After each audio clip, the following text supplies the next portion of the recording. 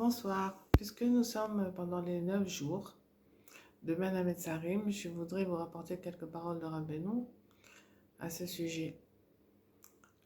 Le Ben Hametzarim, c'est une période qui est extraordinaire, puisque à son sujet il est écrit Kol Rotfea et Sigua Ben Hametzarim. Tous ceux qui poursuivent, veulent attraper la colombe, vont la trouver, Ben Hametzarim vont la trouver au creux du rocher. La colombe, c'est la Shekhinah.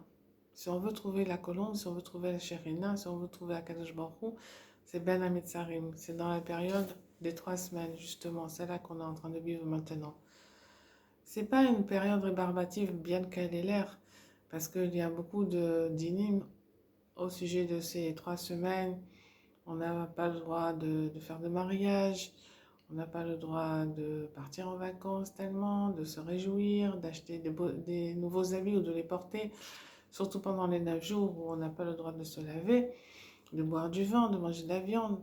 Il y a beaucoup de restrictions qui font que ça a l'air d'être une période astreignante et rébarbative. En fait, cette période-là, elle est tout entourée de dynim qui nous permettent de ne pas nous éparpiller, de ne pas aller nous perdre dans des distractions en tout genre et de nous concentrer sur le but.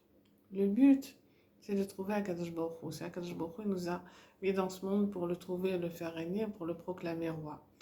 Pendant les 3 semaines, c'est une période où justement, grâce à tous ces dynim-là, à toutes ces restrictions, on va pouvoir se concentrer sur le principal, sur le tachlid, qui est de servir à Kadosh Baruch Hu.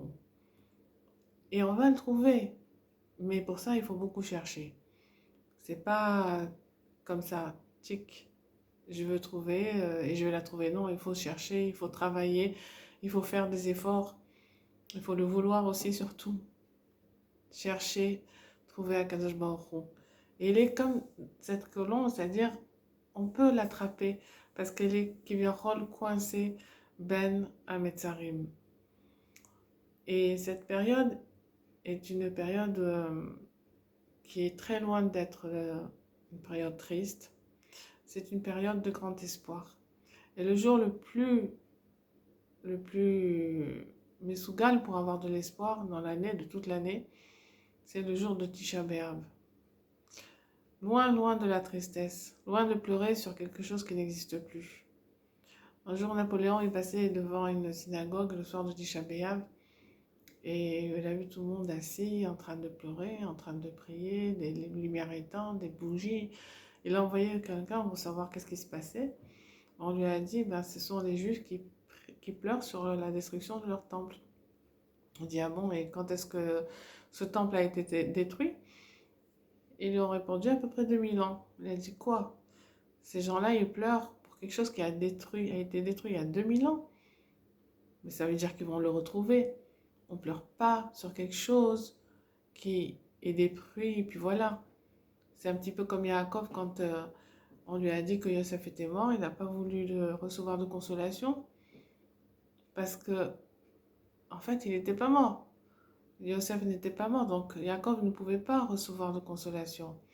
La consolation, il l'aurait reçue sur quelque chose qui n'est plus là. Et la même chose, la destruction du Beth Amikdash, si on pleure encore, si on demande encore, c'est parce qu'il est là. On ne pleure pas sur quelque chose qui a été détruit un jour et qui ne va pas revenir. C'est parce qu'on est plein d'espoir qu'il va revenir.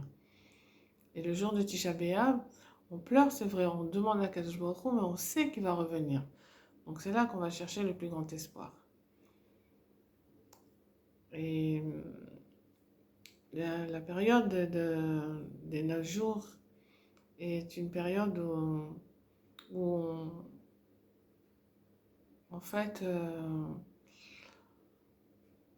comment il faut se comporter dans cette période-là. Il faut savoir que le problème de la destruction des 2 Beth Amikdash a pris sa source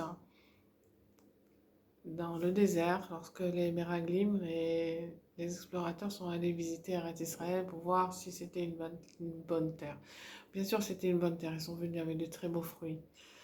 Mais quand ils étaient là-bas, ils ont rencontré les Néphilim, les géants, qui les ont regardés et qui ont dit c'est quoi ces fourmis? Ils les ont vus comme des petits trucs de rien. Et les explorateurs se sont vus avec leurs yeux et ils se sont vus comme rien. Et quand ils sont retournés au Mahane, au camp, ils ont dit nous ne pourrons pas. C'est vrai, c'est une bonne terre et tout, mais nous ne pourrons jamais. Là-bas, il y a des géants, il y a des collines, il y a des vallées, les enfants ne pourront pas. Ça va être trop dur. Les femmes enceintes, les vieux, on ne pourra pas, c'est pas possible, on ne pourra pas. En fait, ces Néphilim, d'où est-ce qu'ils venaient? Ils venaient de... Quand Akadosh Baruch Hu, il a voulu créer l'homme, il a demandé aux anges d'en haut, est-ce que c'est bon, on peut créer l'homme et tout? Et ils sont tous venus, ils ont dit non, non, non, non, ça vaut pas la peine parce que l'homme, il va mentir, il va voler, il va tuer, il va faire des bêtises. Ça vaut pas la peine que tu crées l'homme. Et Akadosh Baruch Hu, il a jeté cette vérité, qui est une vérité, on peut le voir aujourd'hui, il a jeté par terre, il a dit, je vais quand même créer l'homme parce que lui, il croit que l'homme va s'en sortir. Comme tous les matins on dit, Rabba Emunatera, Hachem, tu as de la foi en nous qu'aujourd'hui on va réussir. Aujourd'hui, hier on n'a pas réussi, aujourd'hui on va réussir. Et demain encore plus qu'aujourd'hui, Bezrat Hachem.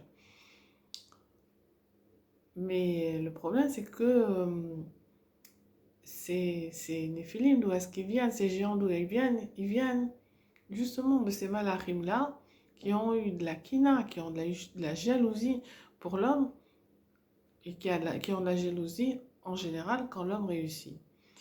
Donc quand ils étaient là-haut, ils ont dit, bah, regarde les hommes, ils fautent et tout. Akadosh Baruch Hu, il a dit, ah bon, vous voulez essayer? Ils ont dit, bah, nous, c'est sûr qu'on va pas fauter. Ils sont descendus. Akadosh Baruch Hu les a fait descendre. Et ils ont fauté beaucoup plus que l'homme. Et de eux sont nés les Néphilim, qui étaient des êtres humains à apparence un peu monstrueuse. Et donc ce sont les descendants de ces Néphilim-là que les Méraglim ont trouvés. En fait, ce sont des personnes qui ont du Ra'in, qui ont un Ra'in Hara, et qui ne supportent pas la réussite de l'autre.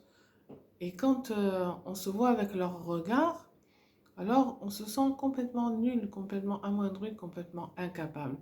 Et c'est ce qu'ils ont ressenti là. Ils ont ressenti en fait la kina des malachim, ils ont ressenti le ra'ayin des malachim. Et sont rentrés au Mahane, ils ont dit on ne pourra pas. Et là, tout le monde s'est mis à pleurer. Ils ont réussi à rentrer dans le cœur des gens qui n'allaient pas y arriver. Donc, le plus grand Yetzer Hara qui puisse exister, c'est de ne pas avoir confiance en soi. C'est ce qu'ils ont entraîné dans tout le peuple d'Israël. Malheureusement, c'est ce qui a entraîné que ce soir-là, ils ont pleuré. Et Akadosh Baruch Hu a dit vous pleurez pour rien. Donc, maintenant, je vais vous donner des raisons pour lesquelles vous allez pleurer. Donc, il y a eu la destruction des deux Beth Amikdash le 9 av. Alors, de là, on apprend d'une part qu'il faut avoir confiance en soi. C'est très important. C'est le derrière de la Kedusha. Le derrière de la Touma, c'est de perdre confiance en soi. Et d'autre part, pour aller contre le Ra'in, des malachim qui ne veulent pas qu'on réussisse, eh bien, il faut avoir Tov Aïn sur l'autre, Tov Aïn sur soi-même. Et c'est grâce à cela que, Bezrat Hashem, nous verrons la reconstruction du Beth Amikdash, Bekor Be'amenu.